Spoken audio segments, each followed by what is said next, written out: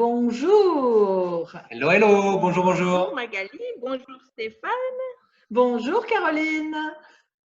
Alors aujourd'hui, on accueille Caroline Lefort-Potard. Caroline, c'est une entrepreneuse, une entrepreneure. À vous de voir le terme que vous préférez. Elle a commencé à entreprendre en 2013. Elle a créé sa première société, sa première activité qui était de la gestion administrative externalisée. Donc, pour ceux qui ne comprennent pas, eh bien, elle proposait ses services en tant qu'assistante administrative aux entreprises. Voilà, elle permettait aux entreprises de pouvoir se décharger de leur partie administrative. Ça, c'était en 2013. Et puis ensuite, eh bien, Caroline, tu as opéré un virage. Tu t'es tournée vers la communication, un secteur qui te passionne. Tu fais partie de différents réseaux dans ta région. Notamment, tu as contribué au réseau entrepreneuriel, qui est un réseau de femmes entrepreneurs sur Aix. Tu as créé ta première société, Toile des entreprises, pour justement aider, accompagner les entrepreneurs à mettre en place une stratégie de communication web. Tu t'es formée au web marketing. Tu as ensuite travaillé pour SG Autorépondeur. Tu as été directrice générale de SG Autorépondeur. Et puis, tu es à nouveau à ton compte, toujours dans le web marketing. À côté de ça, tu as une passion. Tu es chanteuse dans un groupe. On le sait. 22/7. On sait tout. Exact, donc bien renseigné. On sait tout. Et puis, avec tout ça, tu es également la maman, l'heureuse maman de 2 jeunes garçons qui ont 8 et 10 ans, que tu élèves seule en temps partagé avec le papa. Et forcément, Voilà. avec tout ça, nous, la première question qu'on a envie de te poser, c'est, avec toutes tes activités, toutes tes passions, monoparentales pour l'éducation des enfants, 2 enfants à charge à ces bas âges, comment est-ce que tu arrives déjà à combiner tout ça et à trouver ton équilibre vie perso, vie pro, tout en conservant aussi à côté eh bien, des activités de loisirs où tu vas décharger ton énergie et te faire plaisir. Oui, alors ça, c'est de l'organisation. Euh, Ça se fait vraiment petit à petit, hein, parce que quand on crée, bah, on donne tout dans son entreprise, on oublie un peu le reste, on oublie un petit peu, on oublie aussi ses enfants. Enfin bref, on s'investit beaucoup. C'était mon 3e bébé, quoi. Donc et puis arrive l'épuisement, et puis arrivent les enfants qui sont derrière et qui disent mais t'es où maman? Et puis et puis les premières larmes qui arrivent. Donc on s'est dit bon, alors qu'est-ce qui se passe? Donc on s'oublie soi, on oublie sa famille. Bref, on donne tout pour son entreprise. Et puis effectivement, j'ai eu une entreprise qui, au bout de 1 ou 2 ans, marchait très très bien, donc dans la gestion administrative externalisée, où j'étais full, quoi, hein. J'avais même des consoeurs qui arrivaient sur le même domaine que moi. Je disais bah, écoute, prends parce que là je peux plus, quoi. Donc voilà.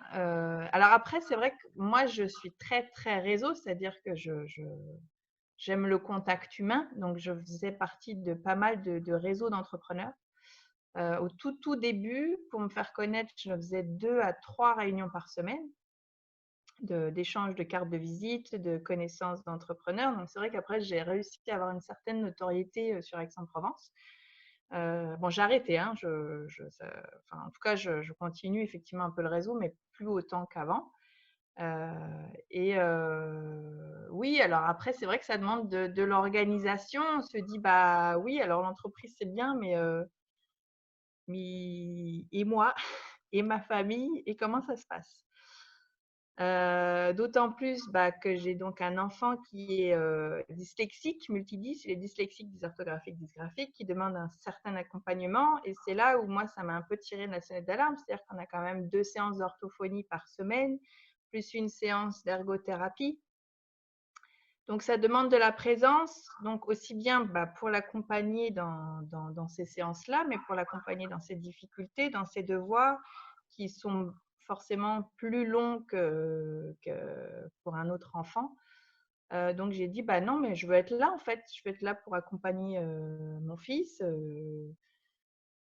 Enfin, je veux être là, quoi. Donc non, en fait, bah, alors mon boulot, ça va passer en fait en second. Et donc, bah, on revoit le planning, on revoit les clients. Bah, écoute, bah, là, le vendredi après-midi, bah, non, en fait, je vais chez l'orthophoniste, donc bah, on va le faire autrement. Et bah, voilà, on prend son petite feuille A4, on se fait un petit planning à la semaine parce que moi, j'avais des clients réguliers, donc ça, c'était possible pour moi. Quand on n'a pas des clients réguliers, bah, on se met des plages horaires, effectivement. Moi, j'avais le mercredi soir, vendredi après-midi, bah, c'est orthophoniste, donc bah, intouchable.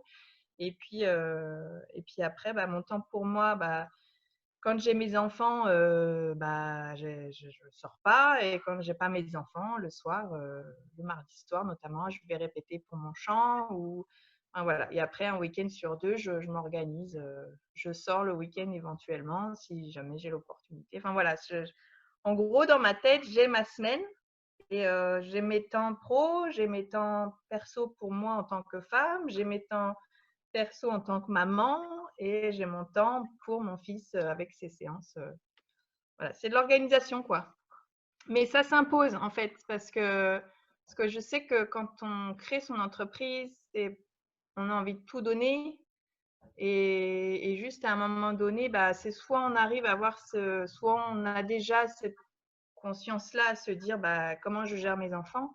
Moi, je ne l'ai pas eu de suite, je l'ai eu après. Et c'est après que j'ai posé mes bases et que j'ai dit, bon, bah, là, ça va être telle tranche horaire pour ça. Et voilà, donc bah, c'est de l'organisation, quoi. Donc l'organisation, ça fonctionne comment? C'est une organisation que tu as dans ta tête uniquement ou c'est une organisation que tu affiches quelque part dans la maison pour qu'elle soit visible également des enfants? Alors, au début, on a fait ça pour les enfants. Quand ils étaient plus jeunes, effectivement, on avait un calendrier avec des petits dessins tous les jours.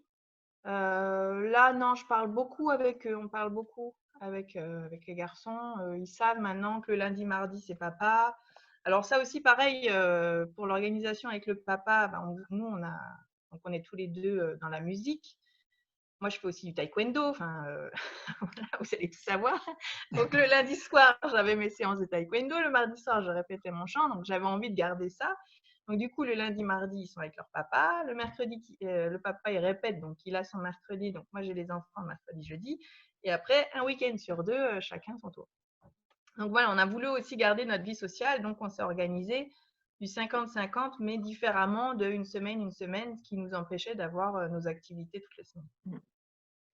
C'est super. Moi, ce que je trouve de génial dans ce que tu partages là, c'est que tu es la preuve vivante qu'on peut avoir un plan de charge énorme, que ça soit pro, que ça soit perso, que ça soit avec les enfants, que ça soit avec ses activités extra, et bah, faire en sorte que malgré tout, tout ça réussisse à se faire, dès lors que, eh bien, on prend un peu de recul et qu'on s'organise. Et ça, je pense que c'est un message fort. C'est bien que je sois seul, bien que j'ai aussi envie d'avoir ma vie de femme, ma vie de maman, ma vie de businesswoman, ça m'est autorisé aussi, ça m'est accessible aussi. Il faut simplement, entre guillemets, que je m'organise pour. Et ça, c'est chouette, je trouve. Alors, en fait, je dirais même il y a deux choses. Il y a l'organisation, donc ça, c'est propre à soi. Et une fois qu'on est aligné, hein, je dirais, avec cette organisation-là, c'est la communication. Donc, effectivement, moi, je communique beaucoup avec mes enfants. Si jamais j'ai ce qui arrivait souvent, mais beaucoup moins maintenant, quand j'avais des déplacements professionnels, je les prévenais assez à l'avance parce que maintenant qu'ils sont habitués il faut vraiment qu'ils aient leurs repères, hein, surtout les enfants après un divorce. C'est important en plus qu'ils aient leurs repères. Donc, de suite, on leur a dit lundi, mardi, c'est papa, mercredi, jeudi, c'est maman, et un week-end sur deux. Il y a des fois, du coup, vu que j'avais un déplacement, un séminaire le week-end, on faisait 2 week-ends papa, 2 week-ends maman. Et j'avais le petit qui me disait, mais on avait dit un week-end sur deux, normalement, je devrais être chez papa. Alors, j'aurais dû communiquer avant.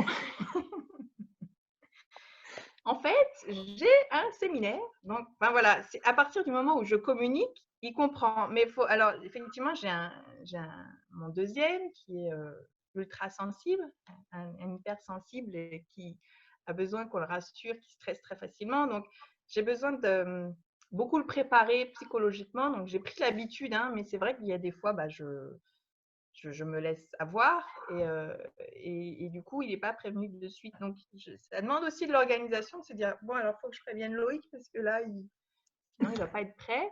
Donc, voilà, c'est de la communication. Donc, aussi bien là, je parle de mes enfants, mais c'est aussi avec mes clients. C'est-à-dire qu'ils savent tous que le vendredi après-midi, je suis chez l'orthophoniste, en fait. Et donc, non, ils ne m'appelleront pas. Ils savent tous qu'un week-end sur 2, je suis avec mes enfants et que non, je ne répondrai pas. Donc, j'ai aussi imposé mes règles avec mes clients. Et quand je commence avec un client, il sait où il va avec moi et il n'est pas surpris, quoi. Et je pense que tu as raison. Quand on est entrepreneur, et je pense encore plus entrepreneur au féminin, effectivement, nos clients doivent avoir conscience que on a des moments qui sont réservés à nos enfants. Moi, pendant des années, je ne travaillais pas le mercredi. C'était un choix. Voilà, j'étais à mon compte, mais le mercredi, c'était la journée pour ma fille parce qu'elle avait besoin, parce que c'était comme ça, c'était dans mon équilibre. Donc, je comprends tout à fait et l'imposer entre guillemets à son client, c'est logique. Après, il nous prend pour nos compétences. Même si tu n'es pas là le vendredi, le boulot il est fait. Donc j'imagine que ça leur pose pas de soucis. Tu n'as pas perdu de clients parce que tu leur as dit, bah, moi le vendredi c'est mes enfants, quoi. Non, absolument Bon. pas. Non, non. Ouais, et donc du coup, D'ailleurs, ça aussi, ils aiment cette transparence-là, d'ailleurs, hein. Oh oui, oui, oui. ouais, je voulais rebondir là-dessus en disant, parfois, trop souvent, on n'ose pas dire non, on n'ose pas être transparent, on n'ose pas, on se dit, tiens, ça va être mal perçu si je commence à dire que, ah non, le vendredi, je le réserve à mes enfants, ça peut être mal perçu. Alors qu'au contraire, et je suis tout à fait en phase avec ce que vous dites toutes les deux, c'est à partir du moment où on est aligné, à partir du moment où on est à l'aise dans ses baskets, transparent, et qu'on dit les choses comme elles sont, avec les règles du jeu fixées dès le départ. Ce qui fait la différence, c'est les compétences, c'est l'expertise et c'est pas forcément le planning. Et on va pas perdre des clients parce que, eh bien, on donne pas un rendez-vous le mercredi ou le vendredi. Et donc ça, je pense que c'est aussi important pour moi, par exemple, qui bascule du côté obscur, du côté des entrepreneurs, qui avait un petit peu ce réflexe-là en me disant, il faut que je sois 100% disponible, 100% du temps pour répondre ou pour répondre à un besoin d'un client en me disant il va peut-être mal le prendre si je lui dis ah ben non je suis pas disponible à ce créneau-là, est-ce qu'on peut pas plutôt prévoir un créneau un peu plus tard. Donc ça c'est vrai, c'est important. Oui, alors après, c'est ce que j'allais dire. Il y a le non et il y a le non. C'est-à-dire, il y a dire non, c'est pas possible. Et il y a dire, bah là, effectivement, cette tranche horaire-là, ça va pas être possible pour moi. Ce que je te propose, c'est. Donc, il y a aussi. Alors, moi, c'était mon rôle aussi, hein, d'être organisée pour mes clients quand j'étais dans la gestion administrative. Donc, de toute façon, c'était à moi d'organiser leur temps. Donc, je disais, bah, là, ça ne va pas être possible, donc on va faire ça à ce moment-là. Et je sais que tu es disponible à ce moment-là. Donc, voilà, après, c'était aussi, c'est savoir dire non sur le principe, c'est pas un vrai non. C'est-à-dire, non, je ne refuse pas ta tâche, je refuse juste le délai de dire que ce sera pour vendredi parce que pour moi, c'est pas jouable. Voilà. Et le nombre de clients qui demandent les choses pour hier, il y en a beaucoup. Et à moins de se mettre dans un état pas possible pour eux. Alors, je l'ai fait, ça, hein, je l'ai fait. Hein, j'ai eu des clients qui m'ont retourné la tête et pour lesquels je me rendais malade. Et du jour où, je pense à une en particulier, un jour, j'ai dit, bah, écoute, je pense que la collaboration va plus être possible. Là, je ne suis pas le rythme. Et du jour où je lui ai dit ça, la relation a complètement changé parce qu'elle voulait absolument me garder. Et donc, après, j'ai mis mes règles, j'ai mis mon cadre. Je n'avais pas mis de cadre, en fait. Et de là, de cette conversation-là, j'ai mis un cadre et la relation a complètement changé. C'est plus devenu une patronne hiérarchique, tu vois, c'est vraiment devenu une collaboration entre deux entrepreneurs d'égal à égal et c'était beaucoup plus sain. Et je voulais finir avec la cliente tellement j'en pouvais plus. Et en fait, on a continué à travailler ensemble et on s'est très, très bien entendu. En fait, j'ai juste mis un cadre. Voilà. Effectivement, poser le cadre, c'est important. Tu parles de cadre, ça me fait rebondir. Est-ce que tu cloisonnes ton activité professionnelle et ta vie personnelle ou est-ce que les deux se mélangent? Alors, je travaille à la maison, principalement de chez moi, même si je me déplace souvent chez mes clients. J'ai mon ordinateur, là, tu vois, je suis sur la table de mon salon. Donc, c'est très, très difficile hein, de dire à cette heure-là, je m'arrête, surtout quand tu dois tout rendre pour le lendemain et que voilà. Bon, ça arrive, bon, bah, vous allez regarder un petit peu la télé, il faut que je finisse un truc. Ça arrive souvent, trop souvent à mon goût, j'aimerais que ça change. J'ai envie de dire, on fait ce qu'on peut. J'aménage des temps avec mes enfants. Bon, bah, il y a des fois, ça déborde et je travaille. Bon, bah, maman, tu travailles encore? Oui, alors je fais vite. J'arrive. Bon, écoute, je crois qu'on fait ce qu'on peut. Je suis pas la maman parfaite. Je cherche pas à être la maman parfaite. Donc oui, je travaille quand j'ai mes enfants. J'essaye de faire en sorte que ce soit le minimum possible. Bon, après, des fois, je leur dis, hein, alors c'est au choix, soit vous allez à la garderie et du coup, bah, une fois que je viens vous chercher, j'éteins mon ordi et je suis avec vous. Soit bah, vous n'avez pas la garderie, mais du coup, bah, vous faites vos activités dans votre chambre, vous êtes sage et moi, je continue un petit peu à travailler. Donc voilà, on impose des règles. Des fois, je leur donne le choix. Bien souvent, ils préfèrent revenir à la maison quand même. Donc voilà, du coup, je leur impose pas, mais après, des fois, j'ai pas le choix. Donc, ça dépend des fois, en fait, ça dépend. Voilà, je fais Ok. au feeling, au fur et à Ah, mais je mesure. crois qu'on fait tous pareil, hein, Oui, on fait tous pareil. Tous les gens qui travaillent de la maison se reconnaissent dans ton témoignage de toute façon. On déborde tous. Oui, Voilà, on est tous. C'est impossible. Et puis quand on est entrepreneur, il y a des idées, il y a les dossiers, ils sont encore dans la tête. La demande du client, ah punaise, mais j'ai pas pensé. Alors, bah oui, on va prendre un papier, on va le noter. Et pourtant, on était en train de peut-être de faire une partie de cartes avec les enfants ou de préparer le repas. Ça fait partie de nous en fin de compte. Donc, je crois ouais. qu'on se retrouve tous dans ton témoignage. Il y a aucun souci là-dessus. et ce qui est important aussi, Alors, c'est ce que… Je t'en prie, vas-y. oui. Après, des fois, en fait, quand je travaille beaucoup de la maison et qu'ils sont là, quand des fois j'ai gardé mes enfants alors qu'ils étaient malades et du coup ils sont là à me regarder, à voir ce que je fais. Des fois, je les fais participer, donc je leur explique. Et comme ça, un jour, donc je proposais de la vidéo. À un moment donné, je faisais de la réalisation vidéo. Donc, je les ai invités à mon studio et donc on a fait un film ensemble. Ils étaient sur fond vert et donc on s'est amusés.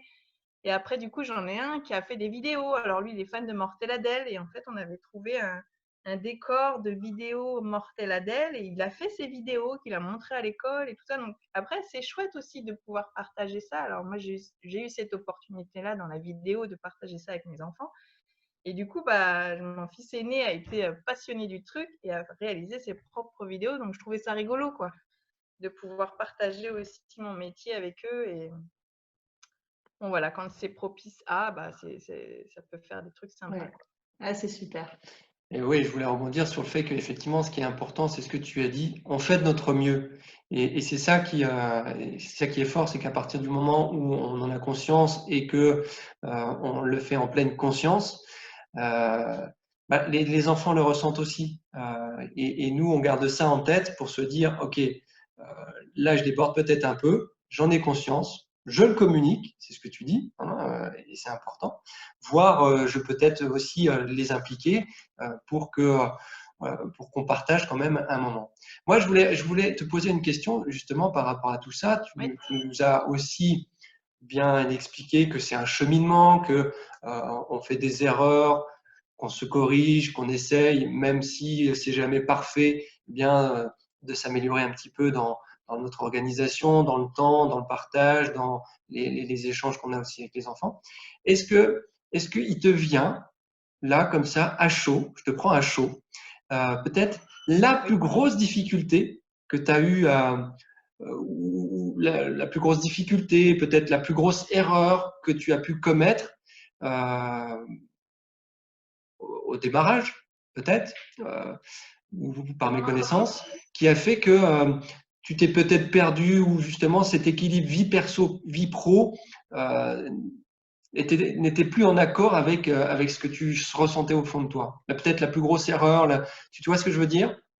La plus grosse difficulté ou ce que tu as corrigé, que tu as senti qu'il était fondamental que tu corriges parce que ça n'allait plus. Dans mon entreprise ou avec mes enfants, enfin de manière générale? De manière générale, Oui. ouais.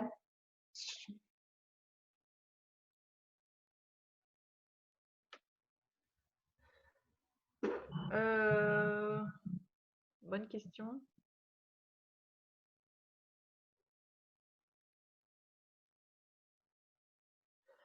Je dirais la plus grosse erreur quand on est dans le milieu de tout ça, c'est de s'oublier soi.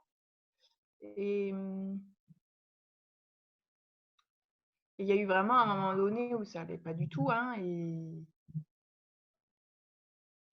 et là, c'est un très gros travail de se dire bon, bah là, ça va pas. Ok, alors je me pose. Comment je fais pour sortir de là? Qu'est-ce qui va pas déjà en fait? Parce que quand ça va pas, on ne sait pas forcément ce qui va pas. Est-ce que c'est l'activité qui va toujours? Est-ce que c'est les enfants? Est-ce que c'est le couple? Parce que du coup, depuis 2013, j'ai divorcé, j'ai mes enfants, j'ai eu cette étape. Alors pour moi, c'était une très grosse étape, les difficultés avec mon fils, parce que donc moi j'ai une sœur trisomique. Et en fait, j'ai dû faire un dossier auprès de la MDPH, la Maison des handicapés. Donc, j'ai dû faire reconnaître mon fils handicapé, alors que pour moi, il n'est pas handicapé.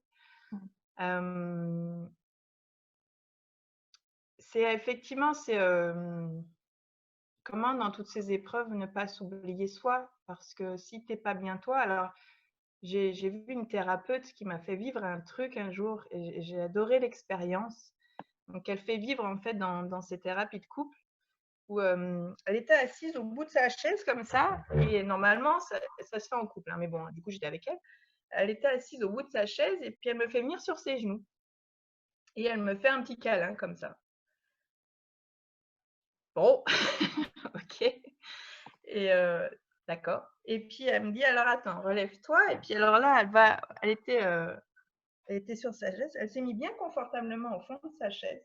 Elle m'a fait revenir sur ses genoux et alors là, elle m'a fait un câlin, mais qui n'avait absolument rien à voir, dans lequel je me suis complètement effondrée.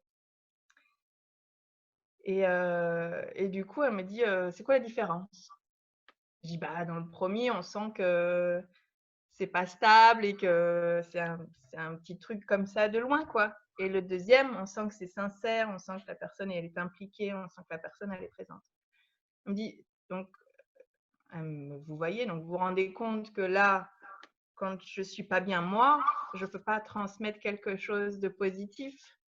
Alors que si je suis bien installée et bien alignée, et bien à ce moment-là, tout ce que je transmets est beaucoup plus positif. Alors c'est un message que j'ai beaucoup, beaucoup entendu. Mais là, le vivre dans les bras, bon, je m'entendais très bien avec ma thérapeute, hein, je l'ai vu quelques années, donc voilà. Mais là, le vivre en fait physiquement, et ben, ça fait un autre déclic, quoi. C'est dire, mais oui, en fait, faut pas s'oublier, quoi. Juste si moi je suis bien, alors ben, mes enfants seront mieux. Et d'ailleurs, maintenant, je communique avec eux. Hein, je leur dis, bon, aujourd'hui, ça va pas. Donc, en gros, me faites pas chier. Mais je crois que c'est semblant de vous entendre, je sais pas, faites un truc aujourd'hui. Mais je leur dis mes humeurs. Donc là, bon, bah là, on est en plein confinement. La semaine dernière, mon fils aîné qui me dit, maman, tu sembles un peu plus tendue. Oui, c'est-à-dire oui. Mais je pense donc que maintenant, c'est même lui maintenant qui vient vers moi et qui me dit, qu'est-ce qui va pas, maman? Alors bon, et vu que moi j'ai envie d'être transparente et de tout leur dire, bah du coup, bah on parle, quoi. C'est super. Vraiment, alors déjà, ne pas s'oublier. Je crois que c'est une erreur qu'on commet tous. surtout quand on crée sa société. Donc, c'est bien de le rappeler, ton exemple de la chaise, on le sent dans ton récit et on voit bien effectivement l'illustration. Et puis, le partage de ses émotions. En tant qu'adulte, on a tendance à toujours garder en nous, bah, pas oser dire en fait aux enfants qu'aujourd'hui ça va pas. Alors que ce serait tellement plus simple de dire, bah, écoute, ouais, je crois que je me suis levé du pied gauche là. Là, on va laisser maman tranquille. Et c'est peut-être tellement plus simple dans la communication. Mais c'est ça, mais de toute façon, moi, je m'énervais enfin, quand ça va pas et que eux, ils me jouent des tours, je m'énerve sur eux. Donc, c'est au choix, en fait. C'est soit ils vont s'en prendre plein la tête, soit je leur dis déjà, écoutez, aujourd'hui, je suis fatiguée, je suis pas de bonne humeur, je suis désolée pour ce qui va se passer aujourd'hui, mais je vais gérer comme je peux. Et en fait, ça se passe bien, en fait. Donc, oui, la communication. De toute façon, j'en ai fait un slogan chez moi, il n'y a pas de relation sans communication. Donc, voilà. C'est magnifique. Alors, celui-ci, il est vraiment superbe. Moi, j'adore. Moi, j'écris. Hein. Il n'y a pas de relation sans communication. C'est magnifique. Voilà, ça, c'est mon slogan depuis des années, des années, des années. Ouais. Et merci pour cette fragilité, cette authenticité que tu nous transmets aujourd'hui, que tu affirmes pleinement. C'est magnifique, je trouve, d'oser affirmer devant ses enfants nos fragilités, nos peurs, nos angoisses, notre mal-être en fait. Donc, félicitations pour tout ça. C'est une belle relation que tu as réussi à constituer. Avec plaisir. Moi, honnêtement, j'ai fait une très, très grosse dépression. Donc, pour tous ceux qui vont se reconnaître dans un burn-out, dépression ou je ne sais quoi, je suis heureuse. Enfin, j'en suis sortie et je suis heureuse et j'arrive à transmettre ça à mes enfants. Là, bah, avec mon fils aîné, bien sûr, c'est compliqué. Et ça y est, j'arrive enfin à ce qu'il communique avec moi et qu'il me dise ce qu'il vit. Et ça m'a touchée le jour où enfin il s'est mis à pleurer dans mes bras et il m'a déversé tout ce qu'il avait à déverser. Donc oui, il y a des moments difficiles, la vie n'est pas toujours évidente et on est souvent mis à l'épreuve, mais il y a des bons moments et plus on va essayer d'aller vers ces bons moments et de voir la vie un peu plus positivement. Et j'ai des années où je criais de colère et bah, j'ai connu des années où je criais de joie et cette transformation, c'est juste waouh et c'est chouette quoi. Quand on a vraiment connu la grosse dépression et d'un coup on a envie de crier de joie et qu'on a des papillons dans le ventre et qu'on a envie de voler, et bah, c'est cool quoi. C'est important. Eh bien, justement, des papillons et de la joie, j'aimerais que tu nous partages. C'est une question qu'on a appelée notre petite question signature. J'aimerais que tu nous racontes, que tu nous partages quelle a été la plus belle aventure que tu as vécue avec tes garçons. S'il devait y en avoir qu'une, laquelle ce serait? Ah, s'il n'y en avait qu'une.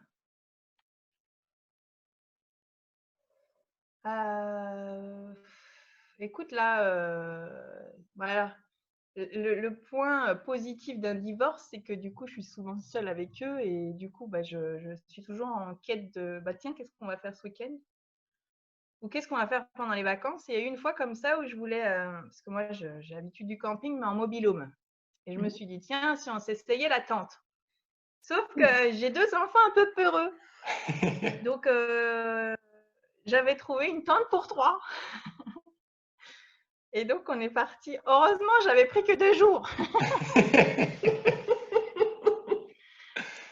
Et donc, j'avais trouvé un camping pas très très loin, parce que je voulais aller à la ferme au crocodile avec eux. Et donc, écoute, on s'est fait l'expérience du camping tous les 3 dans une tente, mais dans une petite tente, tu sais, les tentes quechua, quoi, tu sais, le truc que tu jettes, ça se monte tout seul, quoi. Donc, on était collés serrés. Tu te rattends, tu es déjà sur la toile, quoi. Voilà.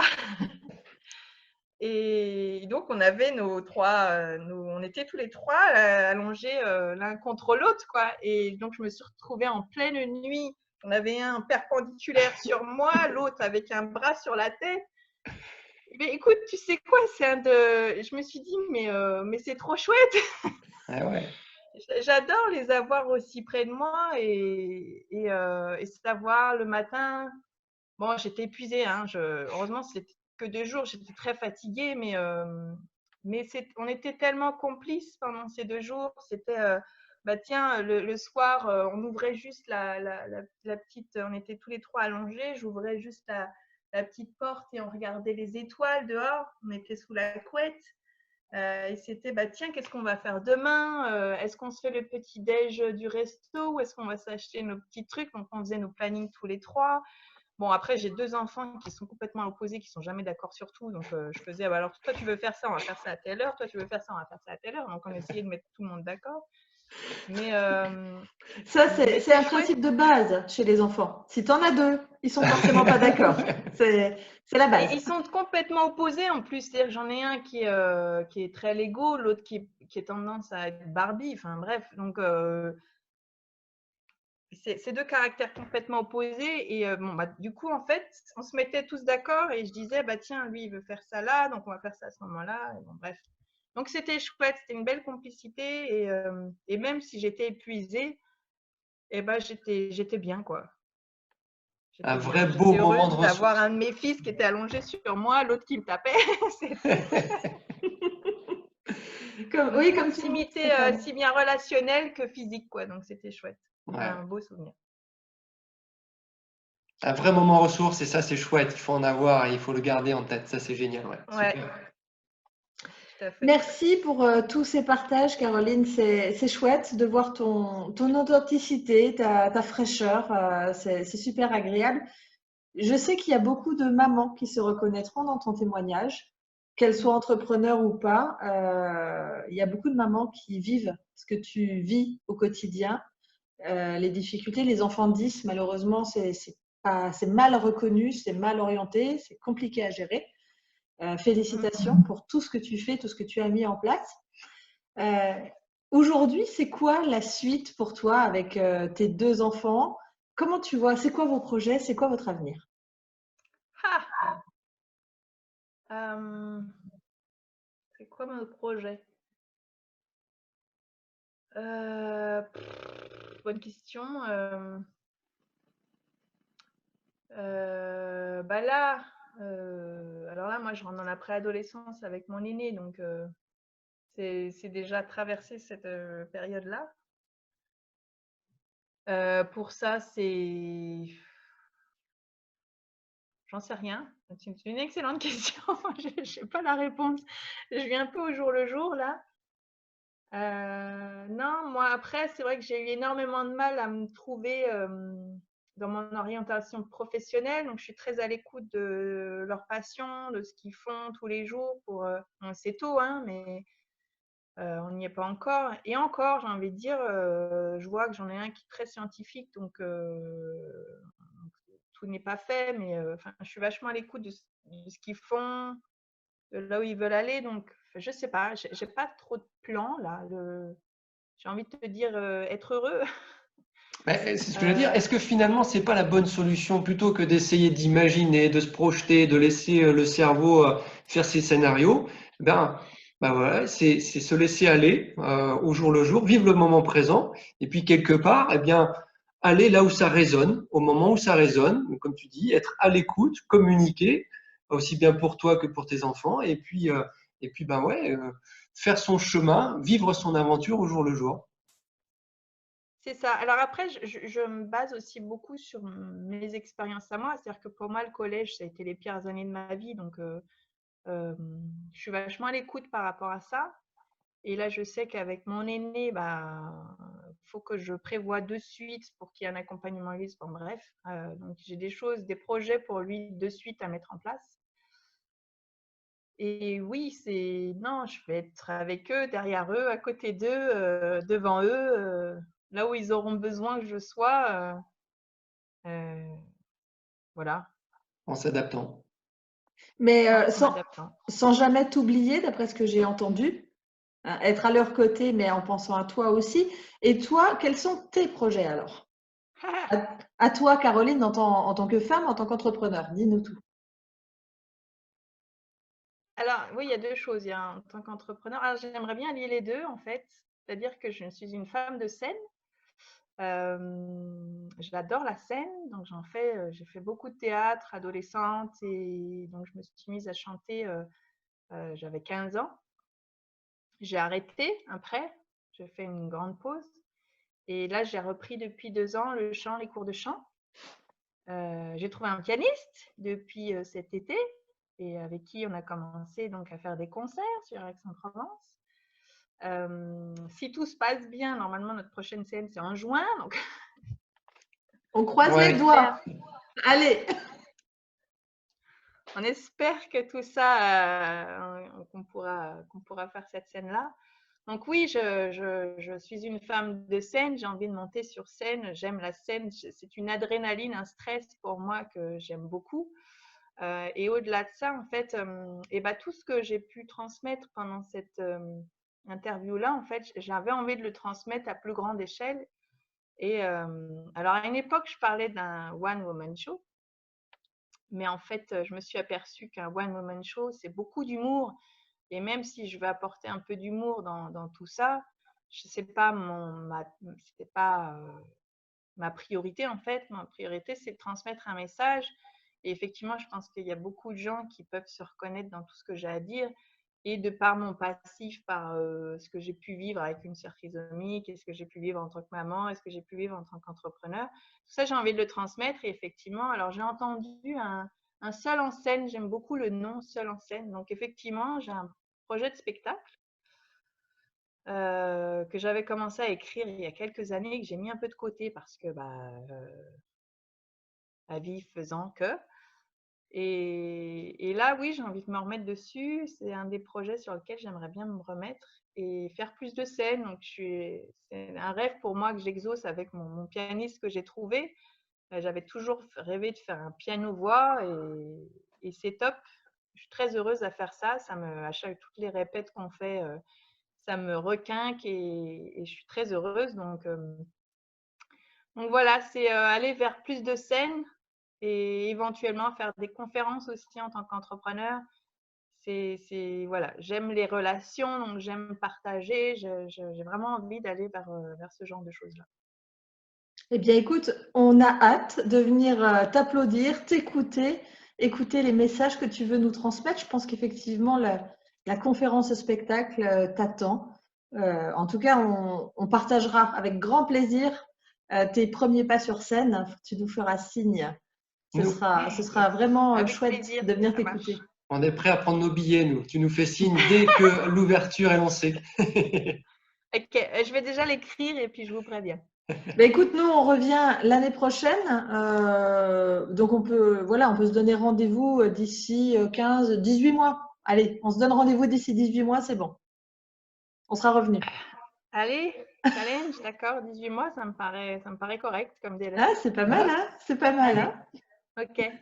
C'est super. Mais en tout cas, c'est un très, très beau projet. Je suis sûre que tes enfants seront à la fois une source d'inspiration, mais aussi un soutien dans la réalisation, la concrétisation de ton projet. Oui, ça ils m'entendent chanter, hein, ils n'en peuvent plus d'ailleurs. Mais le pire, c'est que des fois, ils savent mieux les paroles que moi. Je suis là, mais c'est pas juste. Mais c'est peut-être une passion à partager avec eux, le chant, non? Ça les tente pas? Alors, la musique, on a essayé, hein, parce que le papa aussi est musicien. On a essayé Oui. dès qu'ils étaient tout petits. Et l'aîné, pas du tout intéressé par la musique. Mais vraiment pas. Et le deuxième, il a fait 2 ans de piano. Et voilà. Là, maintenant, si. Mais lui est très, très, très, très, très timide. Et donc, quand on est tous les deux, il chante. Mais alors, dès qu'il y a une troisième personne dans la pièce, c'est juste plus possible, quoi. D'accord.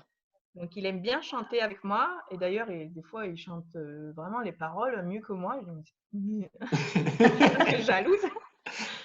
Mais non, il n'y a pas je vois pas plus de passion que ça là-dedans pour eux. D'accord. Et je les forcerai pas. J'ai essayé un peu, mais je les forcerai pas. Tu as tout à fait raison, tu le disais tout à l'heure, ils ont leur propre chemin à tracer et à construire. Merci, Ouais. merci beaucoup. Stéphane, tu voulais peut-être rajouter 2, 3 choses? Moi, déjà, oui, je veux te remercier également parce que à travers l'échange vraiment super sympa qu'on a eu, moi, je ressors vraiment des clés vraiment importantes.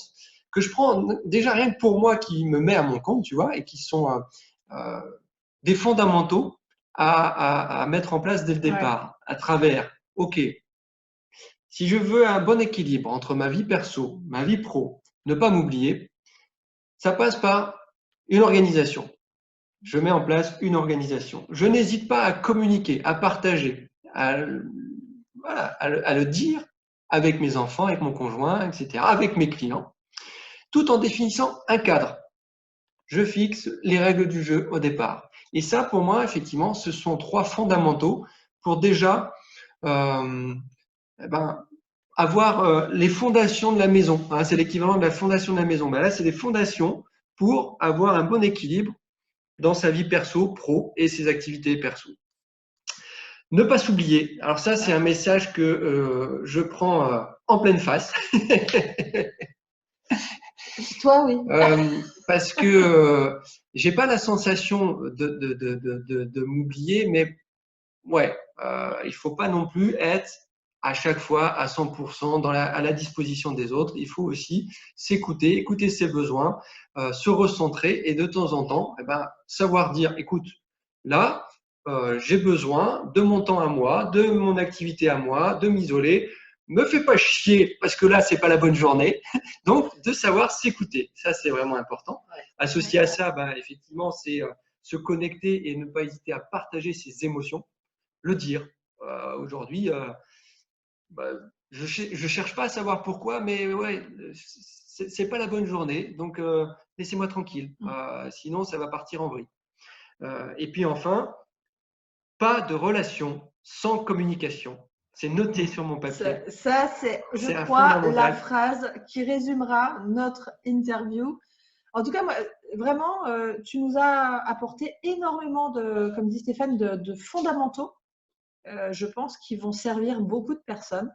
Je te remercie encore pour ça. Ça a été un plaisir de partager avec toi. Et je disais aussi, mais quand je communique mes besoins, tu vois, j'aime beaucoup, moi, c'est la pause café. Je tiens beaucoup à ça, mais dans tout milieu. Hein, c'est-à-dire que j'ai ma pause café à 10h et j'ai ma pause café après le déjeuner.